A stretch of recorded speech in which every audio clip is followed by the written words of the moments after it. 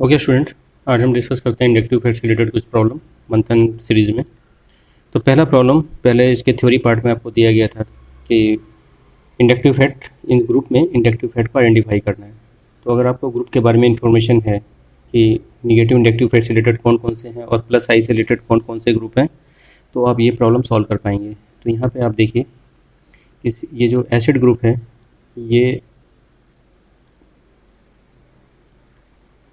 Minus I effect, और बाकी जो है CH3 ग्रुप या टर्शरी या सेकेंडरी, ये सब क्या है, ये सब ग्रुप जो हैं वो प्लस आई से बिलोंग करते हैं, तो प्लस आई इफेक्ट शो करते हैं। तो यहाँ से आप लोग कंपेयर कर सकते हैं इसको।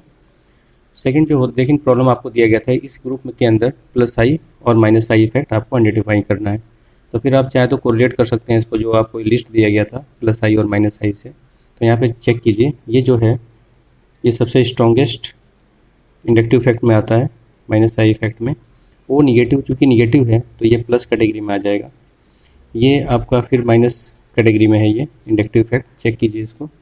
एल्डिहाइड भी इंडक्टिव इफेक्ट में आ जाएगा, इलेक्ट्रॉन अट्रैक्टिंग ग्रुप। NH2 भी और OH ये सब किस में होते हैं, माइनस आई इफेक्ट में। निगेटिव जो पार्ट है ये यहाँ पे चेक कीजिए, ये पॉजिटिव इंडक्टिव इफेक्ट है ये, तो ये प्लस इंडक्टिव इफेक्ट में आएगा। इसके बाद NH2 जो है यहाँ पे आप चेक कीजिए, NH2 तो ये हो गया आपका माइनस आई इफेक्ट। और NH निगेटिव जो है NH4 प्लस देखिए यहाँ पे NH3 प्लस होना चाहिए था ये, तो NH3 प्लस ये आपका माइनस आई इफेक्ट। और NH निगेटिव जो है वो प्लस आई इफेक्ट में आ जाएगा। तो इस तरह से हम लोग इसको क्या करेंगे ना, ये कंपेयर करके पता लगा सकते हैं।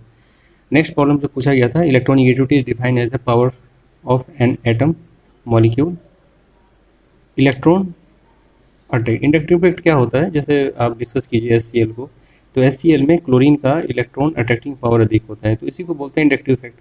अगर हाइड्रोजन से कंपेयर करेंगे तो जो हाइड्रोजन के कंपेयर में अधिक इलेक्ट्रॉन अट्रैक्टिंग ग्रुप होता है वही आपका क्या हो जाएगा इसमें, इलेक्ट्रोनिगेटिविटी को। और इलेक्ट्रोनिगेटिविटी क्या होता है, पूरे पीरियोडिक टेबल में आप जब करेंगे तो ग्रुप में नीचे से ऊपर की ओर इंक्रीज होगा और पीरियड में लेफ्ट टू राइट में इंक्रीज करता है। ये fluorine is the most electronegative element. तो अल्टीमेटली इलेक्ट्रोनिगेटिविटी को हम डिफाइन करते हैं power of an atom to attract electron towards itself. जो ये आपका पोलर हुआ है ना मॉलिक्यूल, इसी वजह से हुआ है ये। नेक्स्ट जो आपको दिया था कि कौन कौन से फैक्टर हैं जो इलेक्ट्रोनिगेटिविटी के लिए डिपेंड करते हैं। तो पहला चीज़ है कि भाई पीरियोडिक टेबल, अभी हमने डिस्कस किया था कि पीरियोडिक टेबल में आप जाएंगे तो left to right electronegativity increasing, और ग्रुप में नीचे से ऊपर की ओर इलेक्ट्रोनिगेटिविटी इंक्रीज होता है। इसमें कोई एक्सेप्शन नहीं है, इसलिए फ्लोरीन जो है, और सबसे लास्ट वाला ग्रुप हटा देंगे आप, helium neon argon krypton xenon, इसको हटा देंगे तो fluorine is the most electronegative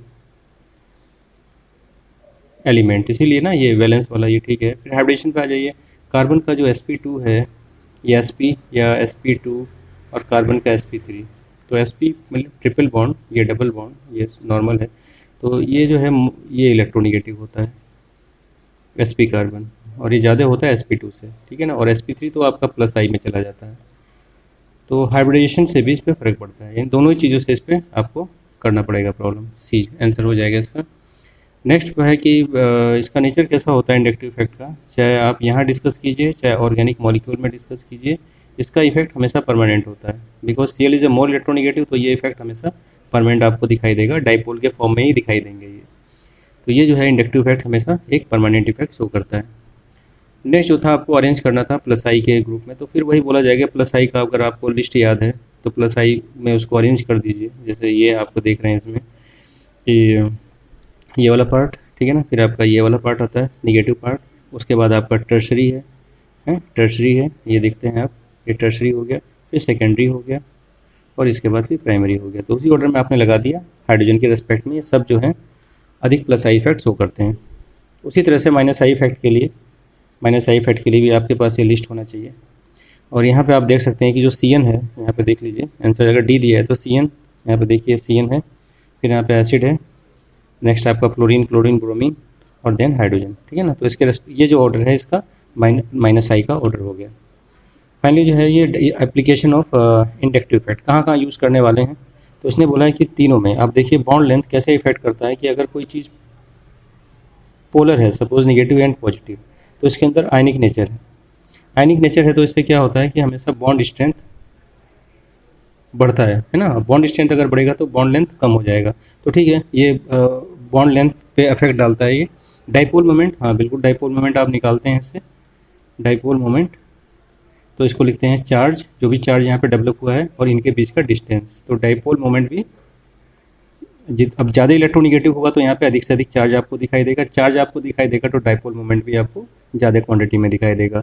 strength of carboxylic acid, तो कोई भी कार्बोक्सिलिक एसिड का स्ट्रेंथ हम लोग कैसे निकालते हैं, उसका एच देने का टेंडेंसी, वो कितना एच दे सकता है, ठीक है ना। तो ये एच प्लस कितना एच आपको मिलता है, तो ये डिपेंड करता है कि यहाँ पे नेगेटिव चार्ज की इंटेंसिटी कितनी है। अगर नेगेटिव चार्ज यहाँ पे कम है, या ये कह सकते थे कि ये जो आयंस है ये अधिक स्टेबलाइज है, तो एच प्लस का अवेलेबिलिटी ज़्यादा होगा, जैसे मोर अवेलेबल।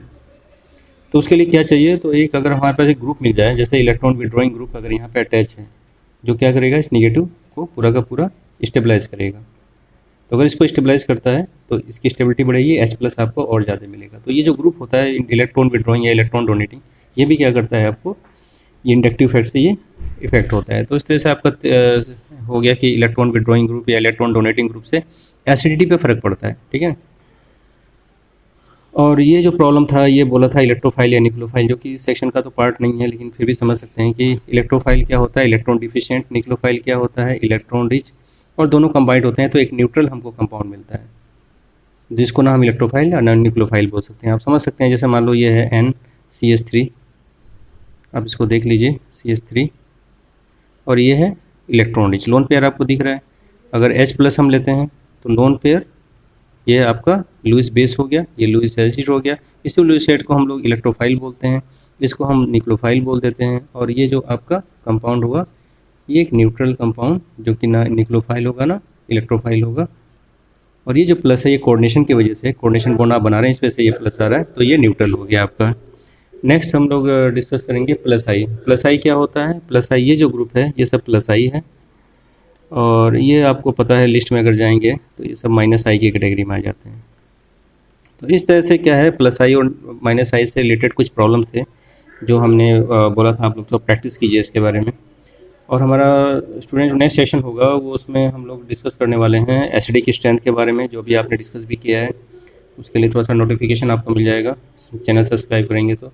और थर्ड हमारा जो टारगेट रहेगा वो रहेगा बेसिक स्ट्रेंथ को डिस्कस करना, एंड फोर्थ हमारा टारगेट होगा डाइपोल मोमेंट को डिस्कस करना। तो ये बाकी के 3 वीडियो आपको नोटिफिकेशन में आ जाएंगे, लेकिन अगर आप ये इसको थोड़ा सब्सक्राइब आपको करना पड़ेगा। Okay student, thank you.